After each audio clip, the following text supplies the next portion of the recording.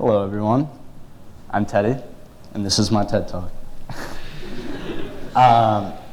So, I lived here, I don't know if you can see that very well. I lived here most of my life, and I'm going to tell you a story about how I met my cats, I guess. Well, my dad really found my cats. But, so one night, my dad was getting into bed, and my backyard is like really, really big.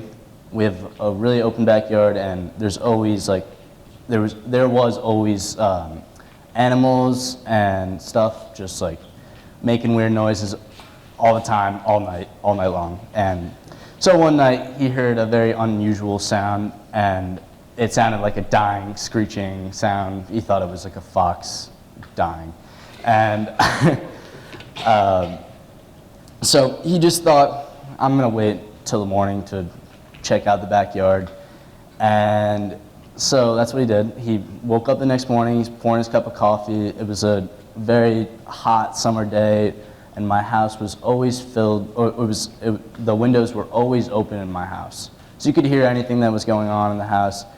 And so he heard the same sound that he heard last night.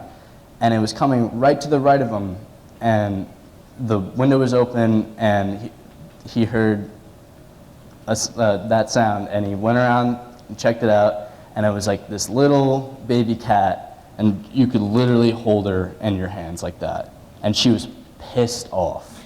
She was screaming at him, just did not want to be near him. And so he went back inside, couldn't touch her, went back inside, got a shoebox, scooped her up, and it was a Saturday, so he didn't have work that day.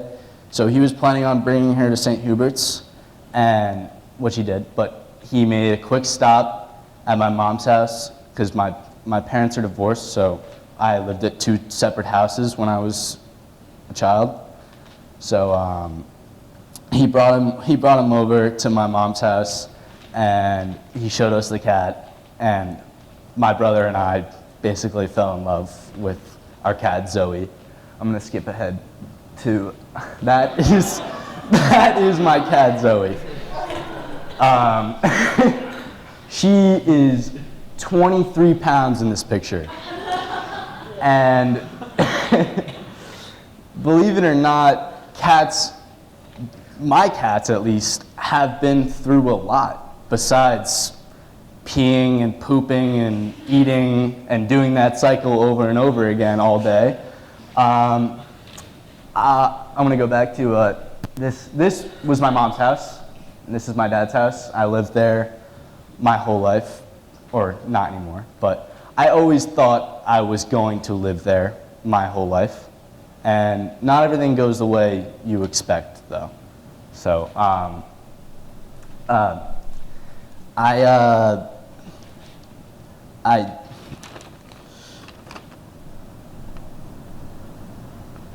So in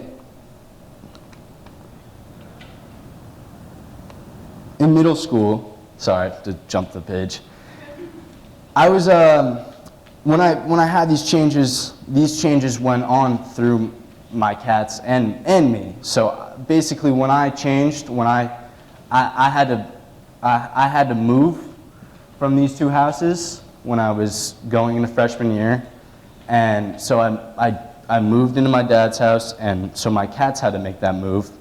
And I really think like that cats are like they have a really good memory. So when I think about their life, it's kind of sad for me, because they have moved through 3 different houses now, and so have I. All my life I've changed. And so in middle school, I was always trying to fit in, just like everyone in middle school. You're always trying to fit in, you're trying to find your group, trying to find your stuff. And I saw everyone wearing like lacrosse shorts and like elite socks and all this jazzy clothes. And I thought that's what it took to be cool. So that's what I did for like the first 2 years of my middle school career. And then I realized when I was growing up and I moved, I was doing these changes, and I was like, I really don't feel like this is who I am. This is not who I was supposed to be. Like, I wasn't supposed to be wearing that stuff. It's not who I am. And I think that all my life throughout my life, I've been super positive, except for middle school. And when I was in middle school, things didn't go the way I wanted it to because I wasn't who I was. And when I started to come on my own in high school, I was becoming very positive, and I felt like everyone who revolved around my life was even getting more positive. I don't know, it's just how I felt about the situation. I felt like if I was doing the right thing and being the right person, I would be happy and everyone else would be happy. And since middle school, I've always been so happy. Thank you.